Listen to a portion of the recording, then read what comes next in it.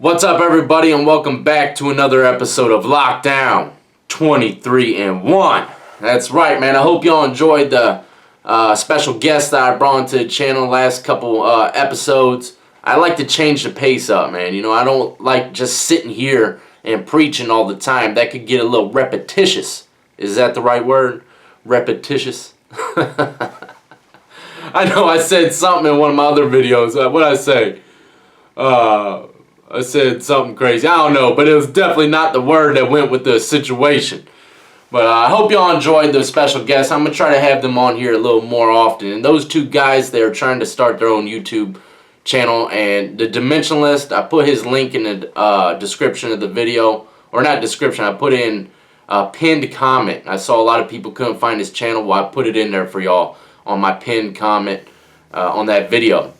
And as for old Grizzy, I'm slowly trying to work them into getting that YouTube going. It's hard, man. You know, people that are really in the streets their whole life, it's hard for them to get in front of the camera and actually talk with a little bit of sense where, you know, anyone can watch the videos without him not being monetized and stuff like that. So it takes time and practice, and by him coming on my channel, he's gonna get used to it. So be on the lookout for that later on in life. Now, the topic at hand is, y'all saw the title, you know, shot caller put a green light on me, man. That's right, green light means go, okay? That usually means take them out, you know what I mean? And this definitely happened to me at one point, and like I said, I touched up on this on my live stream before, I think, but I'm really going to get into detail about it and actually ask my viewers some questions that I really don't know the answer to, for real.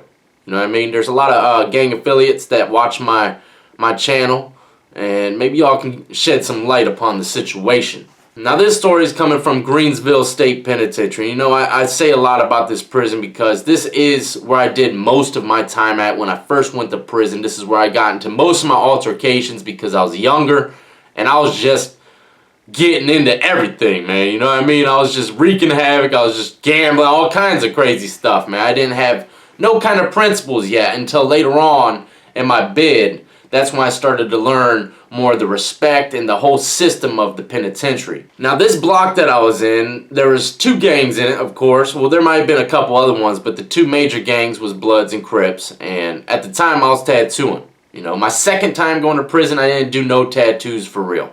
Because strictly learning from experience and the first time I went to prison, it was just so stressful doing tattoos, especially when it came to gang members, man. It's just absolutely insane. There's a lot of politics involved and drama. And, you know, high school is a lot like the penitentiary. Or any other, you know, I could put different examples up there. But the penitentiary, believe it or not, they gossip too. Inmates gossip and the word spreads. And, you know, it's just like anywhere else in life where there's a bunch of people and there's drama going on. You know, Real Housewives, whatever, you know, all that stuff. People like gossip and people like drama. And, you know, I'm going to touch up on that towards the end of the video. A lot of comments someone been asking me to answer. And I'm going to answer for you at the end of this video. But, you know, prison is a lot like high school, man, you know. It's just a lot dangerous. A lot more dangerous. Your life could be at stake, you know what I mean? But there is drama, there is gossip, and, you know, it's like that everywhere. Now, like I said, I was tattooing in here, man. I was tattooing some Bloods. I was tattooing some Crips. And, you know, the shot callers or OGs, whatever, they weren't really, you know, those professional kind, you know what I mean, structured. They didn't really have too much structure like some of these shot callers I've seen later on in life. But there was this one guy, I'll never forget him. His name was St. Louis, man. And I didn't even know him for real. You know, I dealt with all the lower ranked Bloods, and I was chilling with him on a regular basis. I didn't really know St. Louis at all. And if he's ever watching this video, man, maybe you could comment on here. Email me. My email is in the description of most of my videos. Email me and let me know what happened in this situation. Because I honestly, still to this day, do not know what happened. Okay? Now check it out. You know, it's like I said, I was tattooing both these sides. And I didn't have no problems, you know. They took their time. I took my time on their tattoo, and then I would respectfully tell them, look, I'm going over here. I got to do him. He's next in line. And, you know, everything was peaceful. You know, people would come up on me and be like, bro, you almost done? When's it my turn? That's the stressful part. But everything was peaceful when it came to me tattooing two totally different gangs. For real. Totally peaceful. Now, one day, St. Louis got locked up. Okay? I was drinking my coffee, and all of a sudden the police, the correctional officers came in and arrested St. Louis. Went in his cell, got him out, put him in a Sallyport. And, you know, I'm not thinking anything of it. I don't even know the dude like that, but he is a higher ranked blood. I wouldn't say too much of a shot caller because he wasn't really have his homies structured for real. But he was the highest rank in the block from what I knew. You know what I mean? And everyone looked up to him and took advice from him and stuff like that. But at the same time, I feel like they didn't, because this guy's from another state. And this is what I want to ask y'all, man. What do you do if a shot caller comes in the block from a whole nother state? You know, states run and regulate things totally differently. You know what I mean? Like, how can they come from another state? They might have a whole new, different, separate type of knowledge for you. Trying to regulate the young bloods out here in Virginia. So I could sense that, man. These guys, they weren't really into him, you know, because I chill with them. I play dice with them. I play poker. And I could sense that these guys, they didn't really even like this guy for real. You know what I mean? So when this guy went to the Sallyport, it's like a holding. It's like a room right before you come into the block.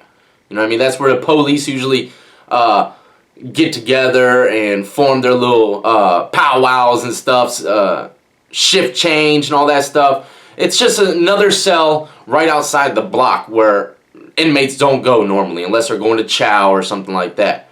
Now, he was sitting, they arrested him and they sent him into the Sallyport. Now, I'm upstairs, okay, drinking coffee with someone that is not even gang affiliated. You know, I'm just like, dang, he got called up, you know what I mean? And a bunch of bloods came upstairs, man. They came up and I thought they were going to walk right past me, man. You know, I'll say what's up and that's it, walk right past me. But they stopped. They stopped right at my cell, and homeboy that I was talking to, he knew what time it was. He walked on off. You know what I mean? He don't need to be in no parts of that. So we walked on off, and I'm surrounded by all these young bloods that I kick it with on the regular. And I know something's up. I know something's up because they never run up on me that deep. You know what I mean? I'm on the top tier, and then all of a sudden they're telling me pretty much that St. Louis got caught with a shank. And he's saying, he put a green light on me pretty much, saying that I told the police that he had a shank. Okay? Now, let me tell you this. I told all these guys, I said, bro, look at me, man. Look me in my eyes, man. You know, I don't have no parts with that dude. Why would I even say something like that? I don't play like that, man. I'm looking them dead square in their eyes. And, you know, a lot of people say, you know, real don't really recognize real. Well, I'll tell you what. Me, 99% of the time, I can look you in your freaking eyes and tell if you're telling me the truth or a lie. And most guys in the penitentiary can. You know why? Because they're surrounded by liars and thieves their whole life. And they know it. They've seen it. They can smell it from around the corner. I'm telling you. So these young guys, they were looking me dead in my eyes, man. You know what I mean? Testing me up. And sure enough, they believe me. They believe me with all their heart. They're like, man, look, we believe you, man. And as soon as they said that, I walked past them. You know, I walked past them down the stairs because St. Louis was still in the Sallyport. And inside the Sallyport was him and like 3 big hats. Big hats is sergeants and lieutenants. They got the big state trooper hats. You know what I mean? They look, you know, like the cowboy hat type stuff. And I run up to the crack of the Sallyport and says, St. Louis, man, you telling people in here that I dropped dime on you about a shank, man? You know, I don't even remember exactly what I said, but that's, you know, kind of what I said. I was like, why are you gonna say that about me, man? You know, I gotta live here. How are you gonna say that for me? And then the big hats start coming at the door, and the door starts opening. Like, back up away from the door. Go to your cell. You know what I mean? But I had to make it known within the block, like, I didn't do this, and I'll stand up for anything. I don't care how high ranked you are. I will stand up for my word, because my word is bond. That's all I got in the penitentiary.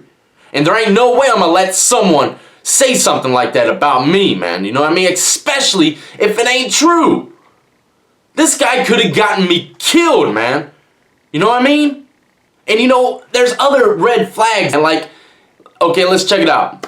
If someone was had a weapon in the cell block. Initially, they're going to lock everyone down while they get that guy out the cell and search his cell. They didn't even search his cell. Okay, all they did was pack up his stuff, took him out.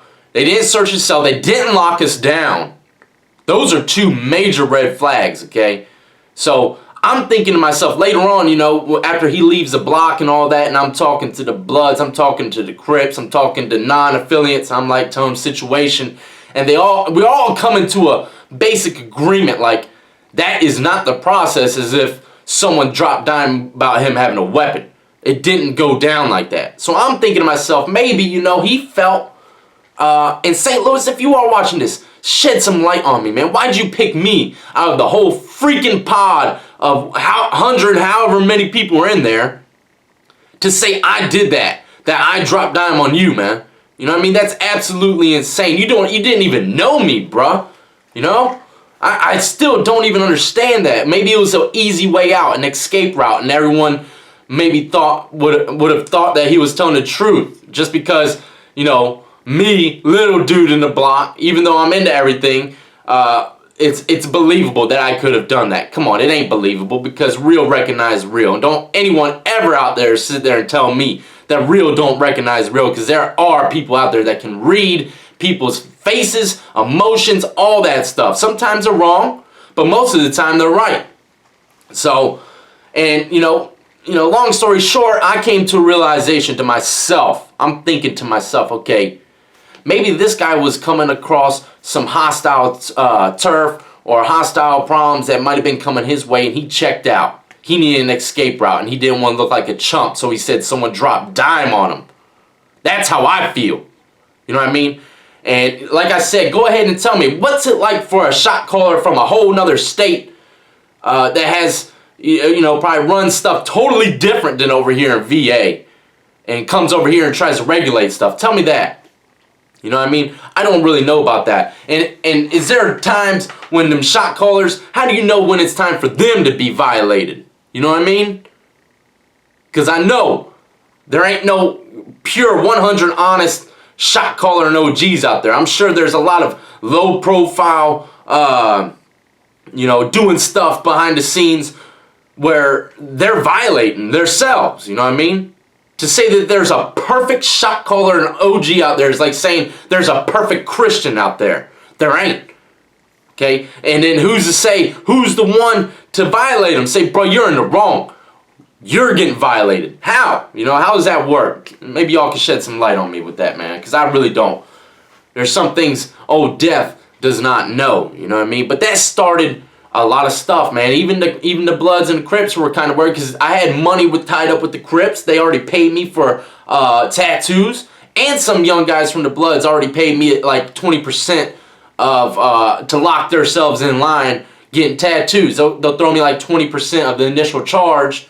You know what I mean? And then when it's done, they'll give me the rest. So I had money tied up everywhere. Even three-ways, trays. I had trays owed to me for months. And I owed some stuff out too, you know. I went to the store box for a couple things, like when I ran out of shampoo or toothpaste. You know, even though I got money, it doesn't mean I don't run out of things that I need, like Advil. I used to go to the store box for a bunch of Advil all the time. I got headaches, man. It's stressful in there. You know what I mean? And then afterwards, after everything's said and done, you know what I did after like 2 days of being on red alert? And I'm still kind of on red alert.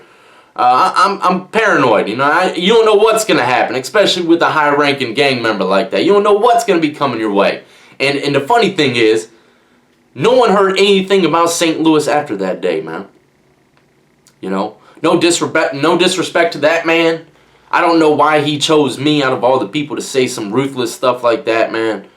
But if you're out there watching, you know, it's a small world, and I'm sure one day he might see this video. Please, man, you know, email me. I'll give you my personal phone number. I'd like to talk to you and figure out why exactly you said that about me, man. That's messed up. I'm a good-hearted guy. I was always giving to everybody, you know what I mean?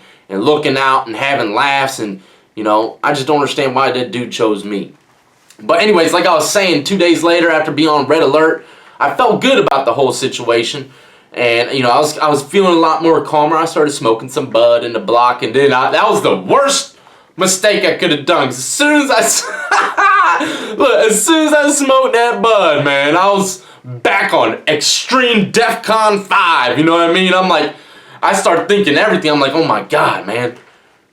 Everything starts hitting me when I'm ripped out my mind. You know what I mean? I'm tripping. I'm like, I can't believe I just went across this whole situation, man. I could have just been killed by freaking all these people. And now I'm tripping out. You know, I'm just tripping. And I'm in my cell. And I'm just peeking out my cell window every now and then. I got my radio on. I'm just thinking, like, that situation, man, could have been on an A&E documentary.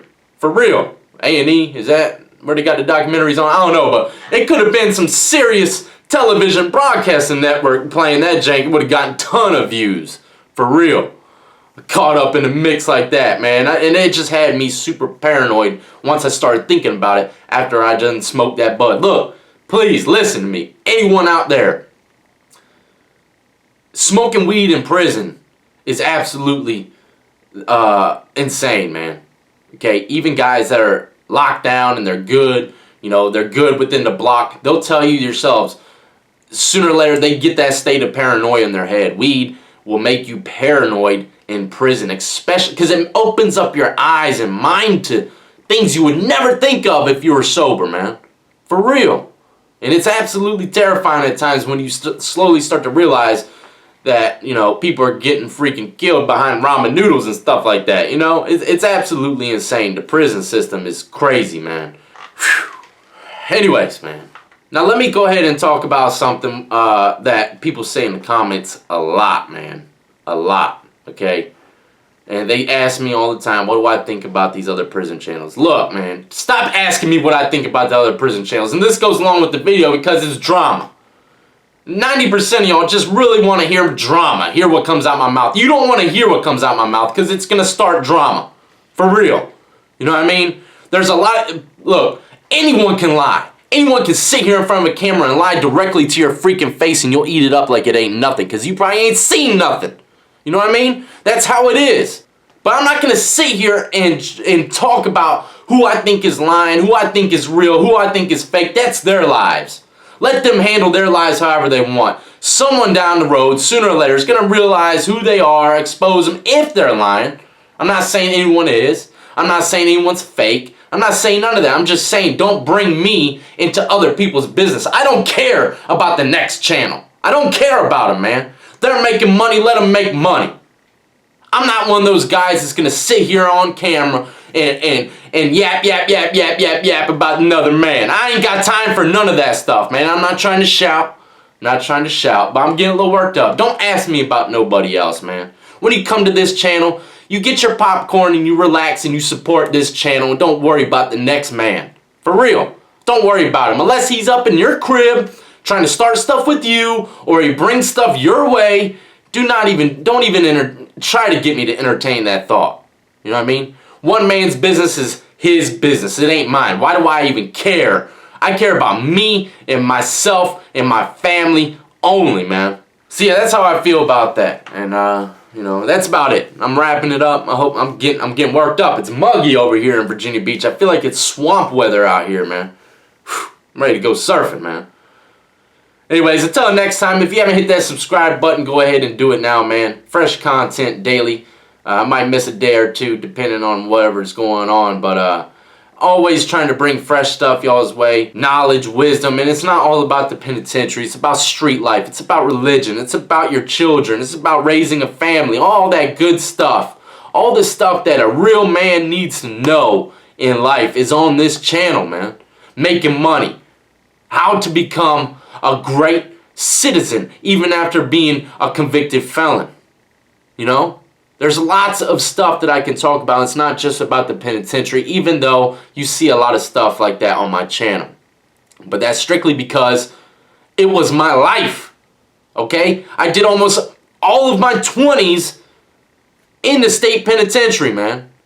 For real. And then ask yourself, why would I tattoo prison across my chest? It's because that was my life, man. You know what I mean? That's why I talk about it. But I only do it on this camera.